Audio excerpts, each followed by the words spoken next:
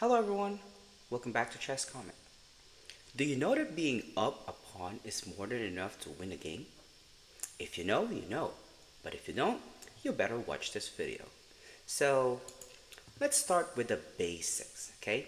If you got a center pawn starts from the C all the way to the F, okay?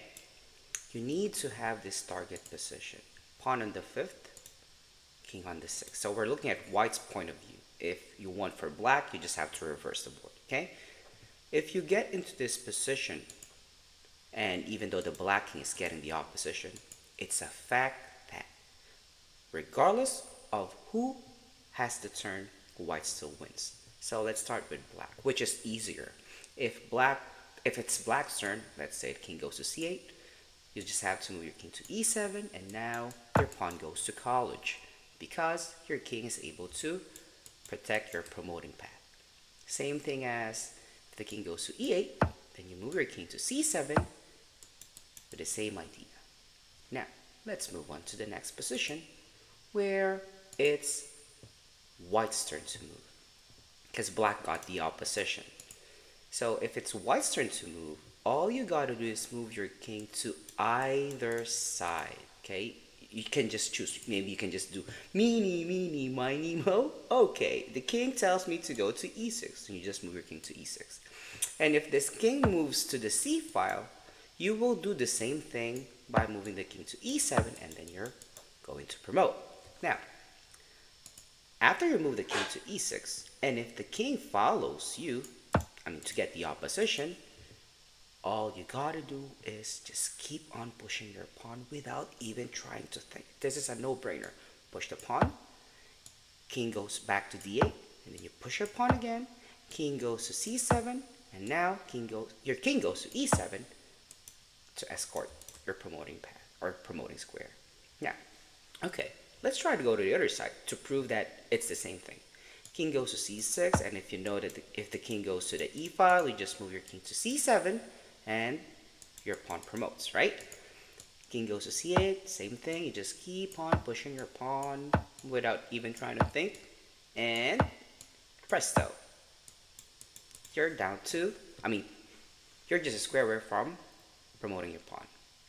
Now, that happens to a center pawn, right? Now, there's a big difference if it's a knight pawn. Your king can just choose whichever side he wants to. Let me prove you. Let's start with the wrong move, or the wrong side. If the king decides to go to the center part, the black king will not follow. Instead, will move its king to h7. Obviously, this is the pattern that we have learned. Move your king to the 7th rank to escort the pawn from promoting. But this doesn't work if it's a knight pawn, because after king h8, which is a corner, if you try to push your pawn, it will be a stalemate. Okay, coach, then why do I have to move the king to f7? Why not just push the pawn? Because the moment you push the pawn, this is an automatic draw. As the king will go to h8, getting a diagonal opposition. And then if you move your king to f7, still a draw, because it's a stalemate. And if you push your pawn, king goes to g8 to block, and now it's a draw, because if you play king g6, it's a stalemate. If you move away from your pawn, king grabs your pawn. Okay, so let's try to see why moving the king to the rook side or rook file is the correct move. So if you have the knight pawn on the b file, the correct move is to go to the a file. So king h6 here, king h8. If the king follows, right, then you just have to keep on pushing again. We know that if the king follows our king, we just have to keep on pushing the pawn, and we promote. Okay, let's go back. After king h6, if black tries to do the trick of the stalemate, it won't be possible because he has plenty of rooms to move to the center. So you just have to move your king to h7 or the 7th rank, and presto, you promote. Now, let's go to the rook pawn. If you got a rook pawn and your enemy king is able to guard your promoting square, regardless if the king is on g8 or on h8, it's a draw.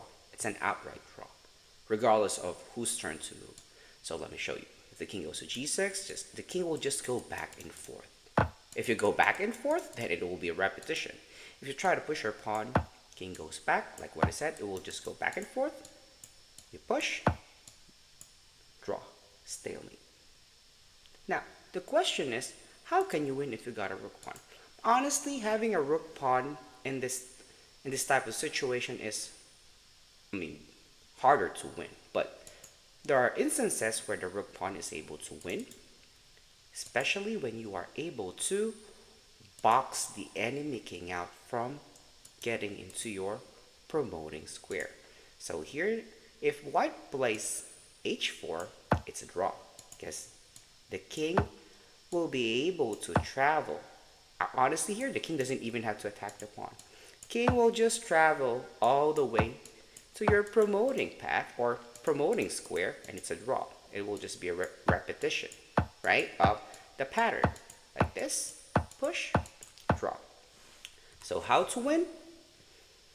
Box the king out. King goes up. He knows if he goes down, this pawn says bye-bye. King goes up, then you just move your king up to box him out from getting there. King goes up, you go up as well to box him out. King goes to e7, you box him again. Now the king knows he can't go anywhere closer to your promoting square. He will try to go down and attack your pawn. But you are just at the right time. Push your pawn, push it, he attacks, but it doesn't really matter. And now your pawn says bye-bye to the black king because he's going to college. I hope you guys learned from this video. And if you do, or if you did, don't forget to like, subscribe, and share the good chess vibe. Until next time. Bye-bye, everyone.